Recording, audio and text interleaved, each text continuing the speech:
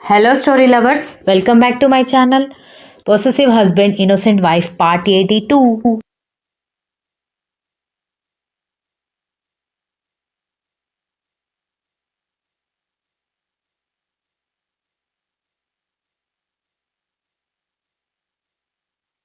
తెల్లవారుజామున 5 గంటలకి మెలకువ వచ్చిన దక్ష కర్ణ వైపు చూసేసరికి అతను హాయిగా నిద్రపోతూ ఉండడంతో అతని నుదుటి మీద ముద్దు పెట్టి ఆ లెటర్ గురించి ఆలోచిస్తూ లెటర్ ఆయన పంపించలేదు అన్నారు. నిజమే, ఏదైనా ఉంటే నాతో డైరెక్ట్గా చెప్పడమే ఆయన అలవాటు. అది ప్రేమైనా కోపమైనా. మరి ఈ లెటర్ ఎవరు పంపించుంటారు? అడ్రస్ ఇదే, ఇంటి అడ్రస్ పేరు కూడా నాదే. నాకు తెలిసి మా అత్తగారి ఇంటి అడ్రస్ నా ఫ్రెండ్స్లో కానీ నా క్లాస్మేట్స్లో కానీ ఎవరికీ ఇవ్వలేదు. పెళ్లి జరిగింది కూడా ఫంక్షన్ హాల్లో. మా అత్తగారింట్లో కాదు కాబట్టి ఈ ఇల్లు మా ఫ్రెండ్స్కి కూడా తెలిసే అవకాశం లేదు. మరి ఇంకెవరు ఈ లెటర్ పంపించుంటారు అని అనుకుంది దక్ష. దాని గురించి ఆలోచిస్తున్న దక్ష అనుకోకుండా తనని వెనుక నుంచి కౌగిలించుకున్న స్పర్శకి తల తిప్పి చూసేసరికి కర్ణ కళ్ళు మూసుకుని ఏం చేస్తున్నావు బేబీ, ఇంకా పూర్తిగా తెల్లవారలేదు కదా అని నిద్రలోనే మాట్లాడుతూ ఉండడంతో ఏం లేదు, వాటర్ కోసం లేచానండి, నిద్ర పట్టలేదు, కూర్చున్నాను అనగానే నిద్ర పట్టగా కూర్చున్నట్టుగా లేదు, ఏదో దీర్ఘంగా ఆలోచిస్తున్నట్టుగా ఉంది. దేని గురించి ఆలోచిస్తున్నావు అని మెడవంపులో ముద్దు పెట్టి అడిగేసరికి మీ గురించే ఆలోచిస్తున్నాను అని ప్రేమగా అతని చెంప తట్టి చెప్పేసరికి నా గురించి ఆలోచించడానికి ఏముంది, నేను బాగానే ఉన్నాను కదా అనగానే అదేం లేదండి, మీతో లైఫ్ లాంగ్ ఎలాంటి డిస్టర్బెన్స్ లేకుండా బ్రతకాలి అని ఆలోచిస్తున్నాను అనగానే హ్యాపీగానే బ్రతుకుతాం, డిస్టర్బెన్స్ రాదు రానివ్వను అని చెప్పడంతో అతను బుగ్గ మీద ముద్దు పెట్టి I love you so much అని చెప్పడంతో ఐ లవ్ యూ అని చెప్పాడు.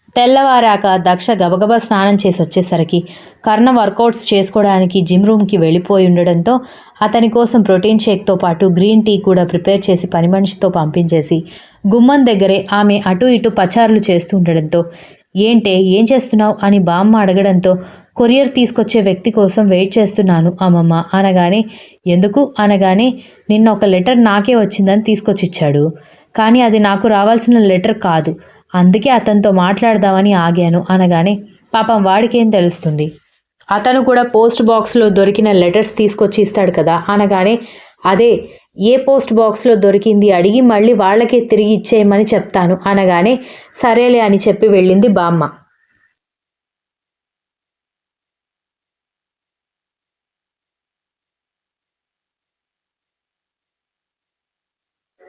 ఇంతలో కొరియర్ మేడం అని అంటూ మెయిల్ బాక్స్లో కొరియర్స్ వేస్తున్న కొరియర్ వ్యక్తి దగ్గరికి వెళ్ళి అన్నా నిన్న లెటర్స్ వేసింది నువ్వేనా అనగానే లేదు మేడం, నేను నిన్న అసలు మీ ఇంటికి రాలేదు, మా కూతురు ఇంట్లో నా మనవడి బారసాల ఫంక్షన్ ఉంటే అక్కడికి వెళ్ళాను, నేను ఈరోజు వస్తున్నాను అనగానే అదేంటి రోజు ఒక్క వ్యక్తే వస్తారు అన్నారు, మరి మీరు కాకపోతే ఇంకెవరు లెటర్స్ వేస్తారు అనగానే లేదమ్మా, నేనే ఆఫీస్లోనూ ఇంట్లోనూ లెటర్స్ వేసేది, నేను రాలేదంటే ఆ రోజు కొరియర్స్ ఆ పక్క రోజు కొరియర్స్ పక్క రోజు తీసుకొచ్చి ఇస్తాను, నేను రాకుండా ఇంకెవరు వస్తారు, ఇంకెవరు వచ్చే అవకాశం లేదు అనగానే నిన్న ఈ లెటర్ వచ్చింది బాబాయ్ అనే లెటర్ చూపించింది దక్ష.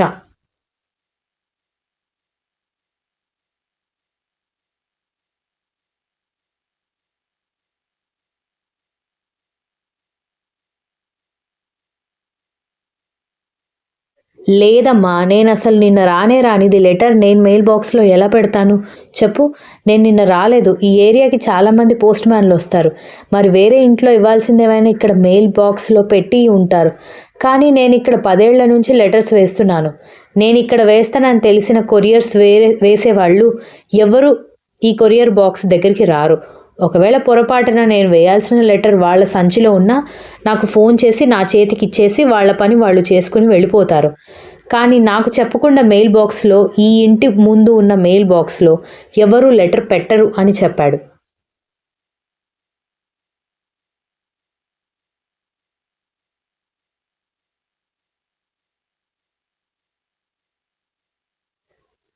అదేంటి బాబాయ్, నువ్వు ఇవ్వకుండా ఈ లెటర్ ఎలా వస్తుంది అనగానే, నాకు మాత్రం ఏం తెలుసమ్మా, అడ్రస్ ఉంటుంది కదా ఎవరు రాశారనేది అనగానే, లేదు బాబాయ్, ఓన్లీ ఈ ఇంటి అడ్రస్ నా పేరు మాత్రమే ఉంది అనగానే, ఈ ఇంటి అడ్రస్ నీ పేరు ఉందంటే మీకు వచ్చింది అనే కదా, కానీ నేను కాకుండా ఎవరు వేస్తారు అనగానే, అదే నాకు అర్థం కావడం లేదు అనగానే, అయితే లెటర్ నాకు ఇచ్చే అమ్మా, నేను పోస్ట్ ఆఫీస్లో కనుక్కొని ఒకవేళ ఇది మీకు వచ్చింది కాకపోతే ఎవరికి వచ్చిందో వాళ్ళకి ఇస్తాను అనగానే, సరే బాబాయ్ అని లెటర్ ఇచ్చేసి ఇంట్లోకి వెళ్ళిపోయింది దక్ష.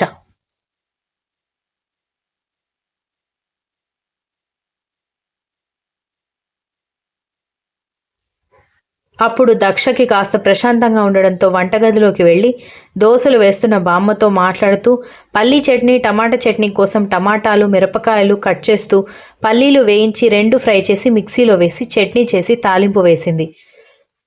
కర్ణ ప్రోటీన్ షేక్ తాగి గ్రీన్ టీ కూడా ఫినిష్ చేసి ఫ్రెష్ అయి వచ్చిన తర్వాత మామగారికి తాతగారికి భర్తకి టిఫిన్ వడ్డిస్తూ ఉంటే బామ్మగారిని కూడా కూర్చోమని చెప్పి వసుంధర అత్తగారికి టిఫిన్ వడ్డించగా దక్ష వెళ్ళి అందరికీ కాఫీలు తీసుకుని రావడంతో అందరూ కాఫీలు తాగితే, బావా నన్ను కొంచెం కాలేజ్ దగ్గర డ్రాప్ చేయి అని ధాత్రి అడిగేసరికి కర్ణ నవ్వుతూ దక్ష వైపు చూసేసరికి, అదేంటి బావా నన్ను డ్రాప్ చేయమంటే అక్క వైపు చూస్తున్నావు, కొంపదీసి అక్క పర్మిషన్ ఇవ్వాలా ఏంటి అని అడిగింది ధాత్రి.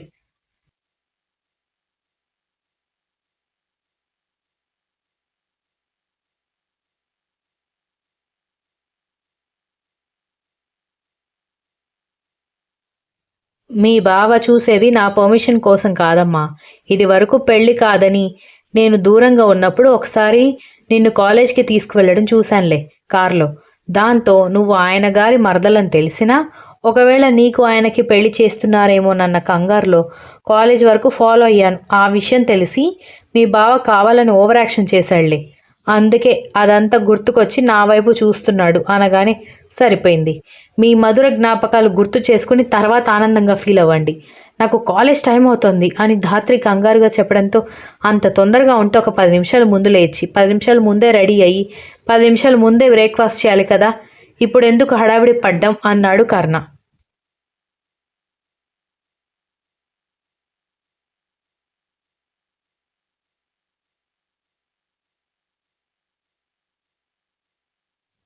రాత్రి ఒక డ్రామా చూస్తూ లేటుగా నిద్రపోయానులే బావా, అందుకే ఉదయం లేట్గా మెలకు వచ్చింది. ఈరోజు ఫైనల్ ప్రాజెక్ట్ సబ్మిషన్ ఉంది, అది ఇవ్వకపోతే మార్క్స్ పడవు, దీనికి 100 మార్క్స్ ఉన్నాయి అనగాని ఎప్పుడు లాస్ట్ మినిట్లో టెన్షన్ పడ్డమే అని క్లాస్ పీకుతూ ధాత్రిని తీసుకుని కర్ణ వెళ్ళిపోతే, నేను కూడా బయలుదేరుతున్నాను నాన్న, మీకు మందులు ఏమైనా కావాలంటే ముందే చెప్పండి, స్టాక్ అసిస్టెంట్ తీసుకొచ్చి ఇచ్చేస్తాడు, అండ్ బాగా చలి పెరిగింది, ఎవరు ఇంటి బయటికి రాకండి. అలాగే వసుంధర, పని మనుషులు మర్చిపోయి ఏసీ ఆన్ చేస్తారేమో, నాన్న అమ్మ ఉన్నారు కదా, చలికి తట్టుకోలేరు, ఏసీ కొన్ని రోజులు వాడకపోవడమే మంచిది అనగానే, వాళ్ళు మాత్రమే కాదు మనకి కూడా ఏజ్ పెరిగింది కదా, మనం కూడా ఏసీ వాడకూడదు, ఏసీలు తీయించేయమంటారా అనగానే, మళ్ళీ ఫిట్ చేయించుకుంటావా ఎండాకాలంలో, ఏసీ వాడద్దు, ఏసీ స్విచ్ మర్చిపోయి కూడా వేయొద్దని గట్టిగా చెబితే సరిపోతుంది అని చెప్పి విశ్వనాథ్ తల్లి తండ్రికి చెప్పేసి ఆఫీస్కి వెళ్ళిపోయాడు. అదేంటే ఆఫీస్లో అదేదో తక్కువ క్వాలిటీ ప్రోడక్ట్ దొరికిందని ఆఫీస్ తెరవద్దు అన్నారు కదా అనగానే, అది తెలియడానికే ఈరోజు ఆఫీస్కి వెళ్తున్నారు అత్తయ్య అని చెప్పింది వసుంధర.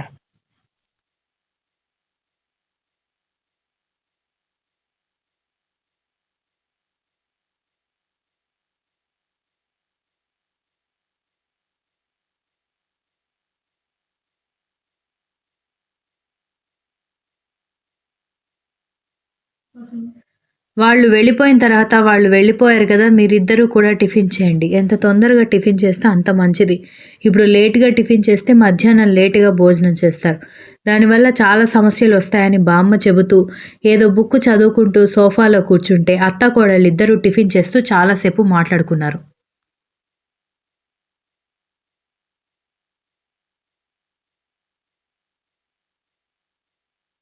దక్ష, మధ్యాహ్నం లంచ్లో ఏం ప్రిపేర్ చేద్దామని వసుంధర అడిగేసరికి, నేను మీ అబ్బాయి టీవీ చూస్తున్నప్పుడు ఇంగ్లీష్ ఛానల్లో ఫిష్ ఫ్రై వస్తున్న ఛానల్ మీ అబ్బాయి అదే పనిగా చూడడం నేను చూశాను అత్తయ్య, ఫిష్ ఫ్రై చేద్దాం అని చెప్పింది దక్ష.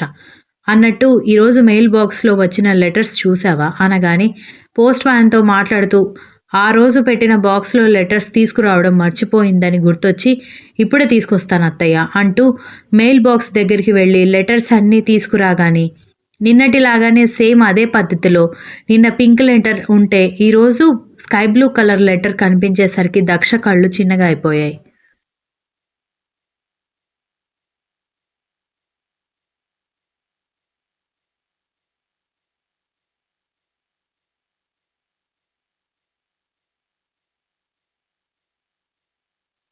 పోస్ట్ వ్యాన్ మెయిల్ బాక్స్‌లో లెటర్స్ పెడుతున్నప్పుడు తను బాగా గమనించింది. ఆఫీస్‌కి సంబంధించినవి, ఇంటికి సంబంధించినవి బ్రౌన్ కలర్ ఎన్వలప్ ఉన్న లెటర్స్ ఉన్నాయి.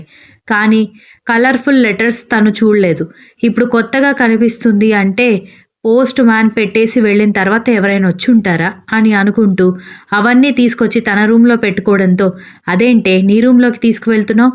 మళ్ళీ మీ మామయ్య వస్తే మీ రూమ్‌లోకి వచ్చి అడగమంటావా నన్ను అని అడిగింది వసుంధర.